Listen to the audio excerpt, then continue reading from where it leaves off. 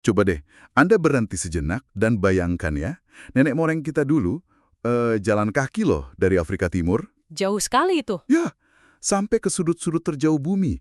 Mereka berburu gajah purba, senjatanya cuma tombak batu. Luar biasa. Terus mereka bisa loh ngarungin lautan kutub yang dingin banget itu, pakai perahu terbuka. Lalu keliling planet ini modalnya cuma angin. Keberaniannya itu ya. Dan yang lebih mencengangkan lagi, baru 1 dekade setelah manusia pertama keluar angkasa, kita udah bisa jalan-jalan di bulan, tapi kok sekarang... Rasanya beda ya? Iya, kenapa perjalanan ke Mars itu kayaknya jadi menakutkan banget? Susah gitu dibayangin. Kayak ada yang berubah kan? Nah, ini dia nih. Ini membawa kita ke sebuah dilema inti yang diangkat Carl Sagan di sumber kita hari ini. Di satu sisi, ada dorongan buat eksplorasi itu kayaknya nggak bisa dibendung dalam diri kita. Warisan nenek moyang tadi. Dorongan alami ya? Betul. Tapi di sisi lain, kita juga nggak bisa tutup mata sama penderitaan di bumi. Sagan kan bilang, beberapa dolar aja, itu bisa menyelamatkan nyawa anak dari dehidrasi. Itu perbandingan yang tajam sekali. Biayanya jauh banget dibanding ongkos 1 misi ke Mars. Jadi pertanyaannya menusuk nih. Apa kita sebaiknya fokus aja di bumi, selesain masalah yang ada di depan mata? Atau sebaliknya? Justru kita nggak layak kalau nggak pergi. Kalau kita membatasi diri kita cuma di planet ini aja. Apa ini beneran pilihan hitam putih, tinggal atau pergi? Pertanyaan fundamental itu, itu jadi jantungnya bab 16, Scaling Heaven atau Menaklukkan Surga, di buku klasik Carl Sagan, Pale Blue Dot. Oke. Dan inilah fokus penelusuran mendalam kita hari ini. Kita bakal coba urai argumennya Sagan, menimbang visinya tentang masa depan manusia di luar angkasa, tapi ya tetap sambil berpijak pada realitas bumi. Jadi tujuan kita jelas ya, kita mau bongkar ketegangan antara mimpi kosmik itu sama tanggung jawab kita di planet ini. Kita akan lihat berbagai pembenaran dan juga kurangnya pembenaran yang diajukan buat kirim manusia ke Mars, semua lewat kacamata kritisnya Carl Sagan. Sip. Dan untuk memahami argumen Sagan, kita perlu mundur sedikit, lihat konteksnya. Ingat nggak era optimisme luar angkasa tahun 60-an, 70-an? Oh iya, semangatnya tinggi banget waktu itu. Betul, meluap-luap. Banyak orang, termasuk Sagan sendiri awalnya, itu beneran mikir kita bakal mendarat di Mars sebelum abad ke-20 selesai. Ada keyakinan gitu, kayak itu langkah logis aja setelah bulan. Tapi kan kenyataannya nggak gitu ya. Bukannya ke Mars, kita malah kayak mundur. Memang sih kita kirim robot-robot hebat kayak Voyager, Galileo, Cassini. Itu mata dan telinga kita di tata surya. Betul, tapi misi berawak, misi manusia, setelah Apollo itu ya kayak berhenti aja di orbit rendah bumi. Belum balik lagi ke bulan, apalagi lebih jauh. Dan ini yang bikin Sagan bertanya. Penarikan diri ini tuh tanda kedewasaan, kita sadar prioritas kita di bumi, atau ini malah kegagalan nyali? Kita kehilangan visi besar yang dulu ada. Pertanyaan bagus itu. Nggak bisa dipungkiri juga sih, misi robotik itu ada bantu kita banget pahami alam semesta.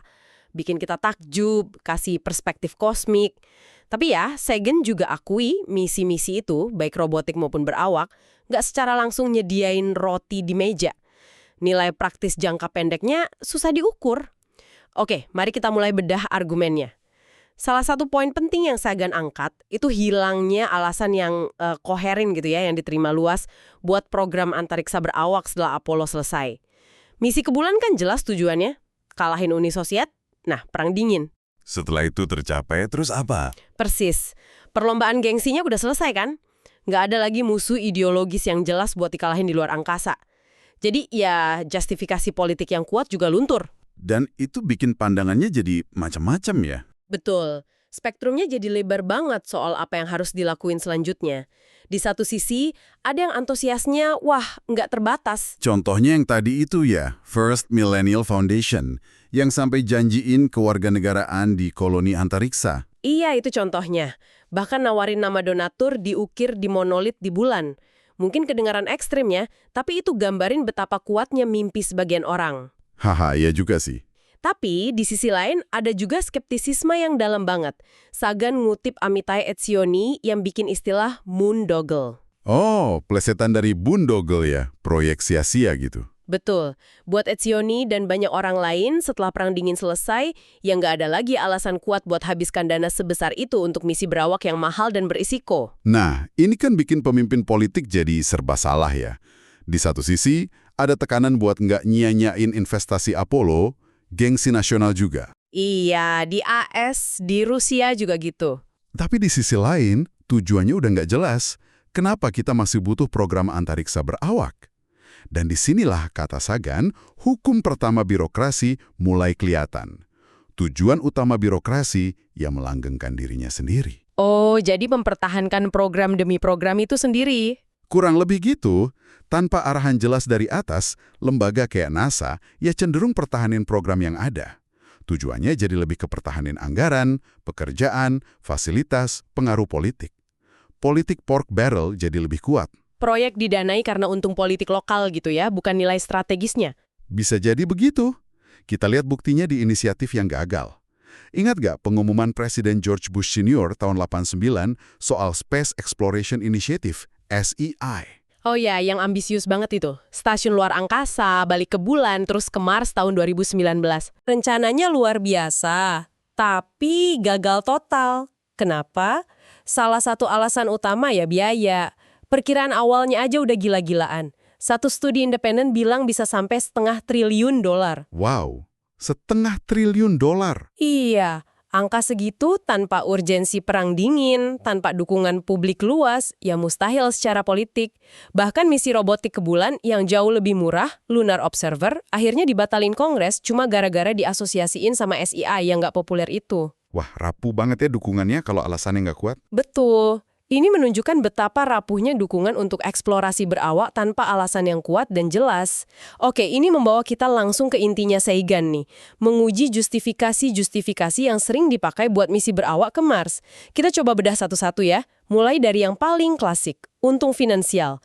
Sagan kan nyebut cerita fiksi Robert Heinlein, The Man Who Sold the Moon, ya. Iya, yang pengusahanya nyembar berlian palsu di bulan buat bikin demam berlian.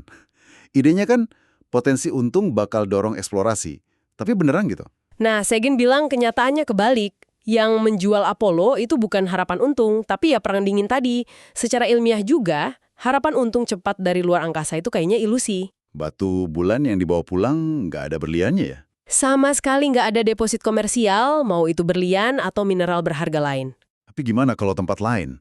Kayak asteroid yang katanya kaya logam platinum, atau Titan yang mungkin ada hidrokarbon. Potensinya secara teori ada sih, tapi Sagan tekanin kendala praktisnya, biaya transportasi. Ngambil material dari asteroid atau Titan terus bawa balik ke bumi pakai teknologi sekarang atau dalam waktu dekat, itu bakal mahal banget. Lebih mahal dari nilai barangnya sendiri gitu ya? Kemungkinan besar begitu. Ide spesifik mau bayarin misi Mars pakai nemu berlian di Mars, kata Sagan, itu taruhan yang sangat-sangat jauh. Jadi kesimpulannya tegas sih, jangan ngandelin motif untung finansial buat dorong eksplorasi berawak dalam waktu dekat. Itu fantasi. Baik, jadi keuntungan langsung kayaknya nggak realistis. Terus argumen populer lainnya, spin-off teknologi. Kita kan sering dengar tuh, keluar miliaran buat Apollo, tapi dapat panci arti lengket, Velcro, pulpen, dan lain-lain. Argumen spin-off? Ini Sagan nanggepinnya skeptis banget, malah agak sinis. Logikanya gini, kalau kamu mau panci anti lengket bagus, kenapa nggak langsung riset aja teknologi panci? Nggak usah lewat program luar angkasa yang mahal banget gitu ya?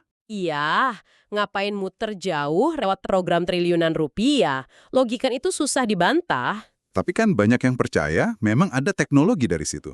Nah, ini dia salah satu mitos yang Sagan bantu luruskan, dan ini sering bikin kaget. Banyak spin-off Apollo yang disebut-sebut itu sebenarnya bukan dari Apollo, atau bahkan bukan dari NASA. Oh ya, contohnya? Teflon, bahan anti lengket itu dikembangin DuPont tahun 1938, jauh sebelum NASA ada. Wow. Velcro itu dari insinyur Swiss tahun 40-an, inspirasinya dari duri tanaman nempel di bulu anjing. Alat pacu jantung modern juga, walau berkembang pesat di era Apollo, akarnya udah ada sebelumnya. Sagan cerita soal penemu alat pacu jantung awal yang kesal karena NASA kayak nyuri kredit penemuannya. Wow, jadi bahkan Velcro bukan dari program luar angkasa? Itu umum banget loh didengar. Memang mitos populer, intinya Sagan nggak bilang program antariksa nggak hasilin inovasi. Bisa aja, baik yang berawak maupun robotik. Tapi klaim kalau program berawak secara khusus hasilin spin-off yang sepadan sama biayanya, itu susah dibuktikan. Bisa jadi inovasinya muncul dari jalur lain juga ya? Betul, dan program robotik yang lebih murah juga bisa hasilin spin-off. Argumen spin-off ini seringnya dilebih-lebihkan aja sebagai pembenaran belakangan. Oke, argumen untung dan spin-off ini kelihatannya lemah ya kalau ditelaah Sagan. Gimana dengan kerjasama internasional? Bukannya proyek sebesar misi ke Mars bisa jadi cara bagus buat nyatuin negara-negara? Kerjasama internasional itu penting banget, Sagan sangat dukung itu. Dia lihat potensi besar, misalnya pakai roket-roket peninggalan Perang Dingin, kayak Energia Soviet, buat tujuan ilmiah damai bareng-bareng. Itu bisa bangun kepercayaan, ngurangi risiko proliferasi teknologi rudal. Itu bagus sih. Tapi kuncinya di sini, semua manfaat kerjasama ini bisa dicapai lewat proyek lain juga, termasuk misi robotik bareng ke Mars atau ke tempat lain. Nggak harus pakai misi berawak manusia yang mahal dan berisiko itu. Jadi, kerjasama itu bagus, tapi bukan justifikasi unik buat misi berawak. Masuk akal. Terus ada ide yang futuristik banget nih. Nambang helium-3 dari bulan buat reaktor fusi nuklir di bumi. Katanya bersih dan efisien banget. Solusi energi masa depan. Sagan akui ide ini menarik. Tapi lagi-lagi, dia bawa kita ke realitas teknis dan waktu. Masalah utamanya, reaktor fusi nuklir yang praktis, aman, komersial itu belum ada. Oh, teknologinya belum siap ya? Belum. Kita masih ngomongin teknologi yang mungkin baru matang 50-100 tahun lagi. Itu juga kalau berhasil. Sementara masalah energi dan iklim di bumi butuh solusi yang jauh lebih cepat. Jadi ngandelin helium-3 dari bulan sekarang itu ya spekulatif banget. Taruhan jangka panjang. Oke, dan terakhir argumen yang mungkin paling dramatis tapi juga paling gampang dipatahin. Kirim manusia keluar angkasa buat solusi kelebihan populasi. Nah ini argumen yang Sagan anggap paling nggak masuk akal secara matematis. Dia hitung sederhana, biar populasi bumi nggak nambah aja, bukan ngurangin loh ya. Dengan tingkat pertumbuhan waktu itu, kita perlu luncurin sekitar 250.000 orang keluar angkasa. Setiap hari? Setiap hari. Kapasitas peluncuran segitu ya jelas di luar kemampuan kita. Teknis maupun ekonomis, sekarang atau di masa depan yang bisa dibayangin. Kirim beberapa ratus atau ribu orang ke Mars, nggak ada pengaruhnya sama sekali ke populasi miliaran di bumi. Murni fantasi pelarian itu. Oke, jadi setelah semua argumen utama ini dibongkar, untung spin-off kerjasama yang bisa tanpa awak, helium-3, solusi populasi, Sagan nanya nih, apa mungkin gabungan dari banyak alasan lemah ini kalau dijumlahin jadi cukup kuat? Penilaian Sagan di sini hati-hati ya, ada nuansanya. Dia simpulkan jangka pendek kalau lihat biaya misi berawak ke Mars yang diperkirakan 100-500 miliar dolar waktu itu, daftar justifikasi tadi yang nggak sepadan, manfaatnya terlalu spekulatif, terlalu jauh, atau bisa dicapai cara lain yang lebih murah. Tapi dia nggak nutup pintu sama sekali kan, masih ada kemungkinan. Nggak sepenuhnya, dia buka kemungkinan jika, dan ini jikanya besar banget, biaya misi berawak bisa ditekan drastis, mungkin 10 kali lebih murah atau lebih. Dan jika ada kemitraan internasional sejati, di mana beban biaya dan resiko dibagi adil, maka mungkin totalitas manfaat kecil dan potensi jangka panjang itu bisa mulai kelihatan lebih masuk akal. Tapi itu butuh terobosan teknologi dan perubahan politik fundamental, yang belum kelihatan sekarang. Karena nggak pasti ini. Apa dong saran praktis Sagan? Kita berhenti aja mimpi ke Mars? Justru enggak. Sagan usulin jalan tengah yang pragmatis banget, sambil nunggu debat nasional dan internasional soal kelayakan misi berawak ke Mars matang, sambil nunggu rasio biaya manfaatnya jelas, kita fokus aja ke riset dan pengembangan R&D yang punya manfaat ganda. Manfaat ganda? Maksudnya gimana tuh? Artinya, teknologi atau pengetahuan yang dikembangin itu berguna buat tujuan lain. Misalnya sains bumi, eksplorasi robotik, teknologi industri, tapi sekaligus bisa jadi fondasi kalau nanti kita putusin mau kirim manusia ke Mars. Menarik. Contohnya apa aja tuh R&D manfaat ganda yang dia saranin? Ada beberapa poin penting. Pertama, kembangin bareng roket peluncur berat internasional yang efisien dan andal. Mungkin pakai teknologi yang udah ada dari berbagai negara, kayak Energia Proton Rusia waktu itu. Ini kan berguna buat luncurin satelit besar, teleskop, misi robotik ambisius, selain potensi buat misi berawak nanti. Oke, roket internasional. Terus? Kedua, eksplorasi robotik Mars yang jauh lebih intensif. Kita perlu kirim lebih banyak rover canggih, mungkin balon atmosfer, pesawat nirawak, buat petain dan pahami Mars detail banget. Termasuk misi internasional bareng buat ambil sampel batu dan tanah Mars bawa balik ke bumi. Tunggu, jadi bawa pulang batu Mars tanpa manusia. Itu kayaknya rumit banget ya teknisnya. Sangat rumit tapi dianggap langkah penting sebelum kirim manusia. Analisis sampel di lab bumi kan bakal jauh lebih canggih daripada analisis di tempat sama astronot. Sagan juga bilang tes teknologi pengembalian sampel ini bisa dicoba dulu di target yang lebih gampang, kayak asteroid dekat bumi atau balik ke bulan ambil sampel baru. Oh, buat pahami sejarah awal bumi juga ya? Betul, catatannya kan udah kehapus di bumi. Oke, jadi fokus robot dan sampel dulu. Apalagi? Ketiga, kembangin teknologi kunci namanya In Situ Resource Utilization atau ESRU, kemampuan buat bikin kebutuhan vital kayak bahan bakar roket dan oksigen langsung dari sumber daya di Mars. Bikin bahan bakar di Mars gitu. Dari apa? Teori bisa nunjukin cara balikin sampel tanah Mars pakai roket kecil, karena sebagian besar bahan bakar pulangnya dibikin di Mars. Ini bisa nurunin massa dan biaya misi drastis banget. Wah, keren itu idenya. Terus? Keempat, lakukan studi dan simulasi serius di bumi buat ngertiin dan ngatasin tantangan sosial dan psikologis kru dalam perjalanan panjang berbulan-bulan atau tahunan ke Mars. Isolasi, konflik, dampak psikologis itu masalah nyata. Jadi bukan cuma soal roket dan robot ya, tapi mental manusianya juga. Tepat. Kelima, riset fundamental teknologi propulsi baru yang lebih revolusioner. Bukan cuma roket kimia biasa, tapi sistem kayak propulsi dorongan konstan. Mesin yang ngasih dorongan kecil, tapi terus-menerus. Biar perjalanannya lebih cepat. Betul, biar lebih cepat ke Mars. Ini penting buat ngurangin paparan radiasi kosmik berbahaya dan efek negatif gravitasi mikro, kondisi tanpa bobot itu, ke tubuh manusia. Oke. Ada lagi? Keenam, studi lebih intensif soal asteroid dekat bumi NEO. Ini mungkin lebih gampang dijangkau dari Mars, bisa jadi target antara yang menarik buat sains, sumber daya, atau latihan misi. Dan terakhir, yang paling dasar, penekanan lebih besar pada sains fundamental sebagai tujuan utama program antariksa, bukan cuma gengsi atau proyek rekayasa. Oke, jadi ada peta jalan teknis dan strategis yang jelas dari Sagan. Sangat pragmatis, terukur. Tapi kalau kita jujur nih, dorongan keluar angkasa ini kan nggak cuma soal hitung-hitungan biaya manfaat doang ya. Ada sesuatu yang lebih dalam gitu, nggak sih? Tepat sekali, Sagan sendiri sadar ada kekuatan lain, sesuatu yang mungkin udah tertanam di diri kita, yang nggak bisa diabaikan cuma dengan analisis rasional. Makanya, di bagian akhir bab ini dia beralih ke aspek yang lebih personal, emosional, impian manusia buat terbang. Dia cerita pengalaman pribadinya kan ya, mimpi masa kecilnya. Betul. Dia cerita mimpi berulangnya waktu kecil. Dia bisa terbang. Cuma lompat, terus kepakin lengan. Lompat makin tinggi, melayang di atas kota, mendarat lembut di atas gedung atau di awan. Fantasi kebebasan gitu. Mungkin banyak dari kita pernah ngalamin juga di mimpi. Dan dia hubungkan ini sama obsesi manusia sepanjang sejarah soal terbang. Iya, dia spekulasi mimpi terbang ini mungkin akarnya jauh di warisan evolusi kita sebagai primata yang di pohon. Keinginan lepas dari gravitasi ini yang motivasi visioner kayak Leonardo da Vinci sampai Wright bersaudara.